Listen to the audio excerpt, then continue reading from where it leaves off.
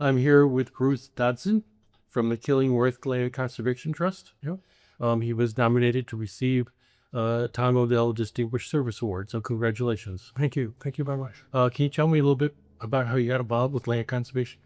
Sure. A neighbor who was on the board of directors of the Land Trust realized my interest in open space and conserving land and invited me to join the board of directors, which I did only a few years after I moved to town. I've lived in town for 51 years, and I guess 48 of those were on the Land Trust board of directors.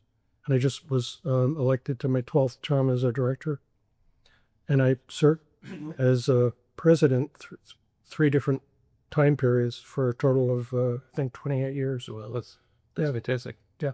And during that period of time, the Land Conservation Trust has acquired close to 1,100 acres. That's great about the process of getting all those different pieces. Yeah. For the most part, probably half of the land came from open space dedication that was required by developments.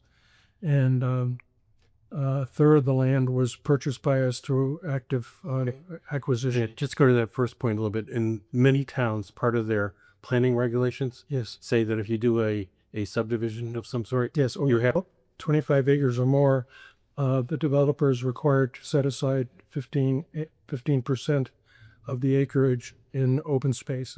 And that generally, well, almost always comes to the land trust. Okay. And that's how you started to build your back. And we have some large pieces. We have over 50 acres of a white cedar swamp that came to us through a big development. Yeah, one of the unique parcels that you own is the Platt Nature Center. Platt Nature Center. Can you tell me a little bit about that? Yeah, that was donated to the Land Trust very early on. I think it was the second piece that we received. And it was donated by a woman named Marion Platt, who lived across the street from the Platt Nature Center building. And I think we're one of the few land trusts that has responsibility for a building. They're usually taken down by absolutely the Nature Conservancy and other land trusts.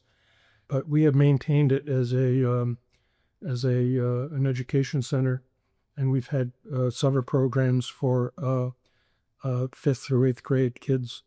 And we also have a junior group, which is basically kindergarten kids, which we call Knee-High Nature Center. And that's been popular until the COVID situation, and that really took the wind out of the sails. Now, it's something that is not land trust property, but you were very involved in, is the town-owned Parmalee Farm. Yes. Can you tell me a little bit about that? Yeah, that's an important piece of property. It was 131 acres.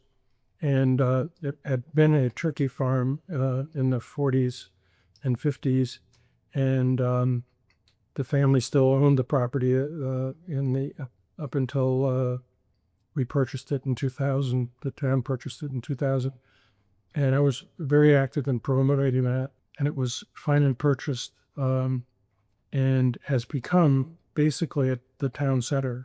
Killingworth doesn't have a town center because it used to be part of Clinton. And when Killingworth became a separate town, of course, the town center was down in Clinton, and Killingworth never really established one. In fact, I have to say that I'm very fortunate in living in a town which is somewhat rural. It's 36 square miles, and we have only 6,500 people living in town, but every 10 years when we're required to update our town plan, we send out a questionnaire to the whole town, and the single item that has always been ranked as most important is the rural nature of the town. The Board of Selectmen established a Parmalee Farm Steering Committee in the early 2000s. I was elected to that or nominated to that, and we went through the process of how can we best use the property, and how it's evolved is that we have the original Parmalee farmhouse, which has been restored and is managed by the Killingworth Historical Society, which I was on the board of, and it's open to the public certain days, and it's always open when we have an event there. But it's become the place for things to happen. So the town picnic will be there. We have markets throughout the year. We have weddings in the pavilion. and it's really become the center of town. You have a cranberry bog? Yes, we actually have two. We have one that we purchased. It was one of the first actual purchases that we had made, and it's on Pond Meadow Road, and it was a commercial cranberry bog in the early 2000s, and it was Killingworth brand cranberries, and it was they were sold through Bishop's Orchards and others, and it was a successful venture. Over time, a lot of weeds have grown up, and some of them are endangered species. So we were able to purchase it with some help from the DEEP open space grant. In fact, I would have to say every piece of land that we've purchased purchased with the help from the DEEP, and that's been very important. But we have a second cranberry bog, which was a gravel pit, which was created when Route 95 was established, and they needed a lot of material to build up the road. And it's a large gravel pit, and the excavators breached the aquifer, which was a major concern of the Regional Water Authority. And so they had the excavation stopped. Land was acquired by the town through lack of payment of taxes, so they foreclosed on it. And we were very friendly with the current first selectman, who's a supporter of the Land Trust, and he made sure that we ended up with that. And it happened that since it had breached the aquifer, it was very damp on the bottom. In fact, you could see puddles of water in places. And there were a few cranberries that were growing, and our neighbors who had a cranberry bog, the Everett family, gave me a 5-gallon pail of cranberries, and I scattered them around the bottom of this gravel pit, and now it's a thriving cranberry. It's actually better than the commercial one that we have. And we have an annual cranberry harvest, which is free and open to the public, and that's quite. Well, I'll put that in my calendar. Yeah. Lastly, the work never stops, right? You're in the process of acquiring some additional open space, or Yes. the Yep. land trust is? Yep. There's a piece of property that's between the Plant Nature Center and the town's Parmley Farm. We actually have a point that connects with it, but it's not very large.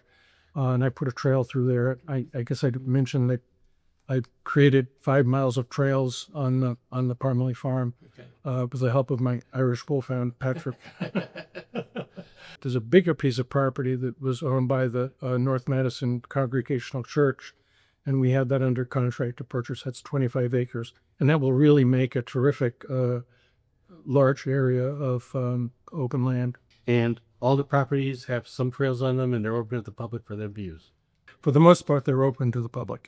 They're good. Yeah. And I went on the Land Trust website. There is a trail map there. So if anybody's interested, they can go to the Killingworth Land Trust website and find the map. Congratulations on receiving the Thomas Dell Distinguished Service Award. Thank you. And we look forward to having you at the celebration. That's great.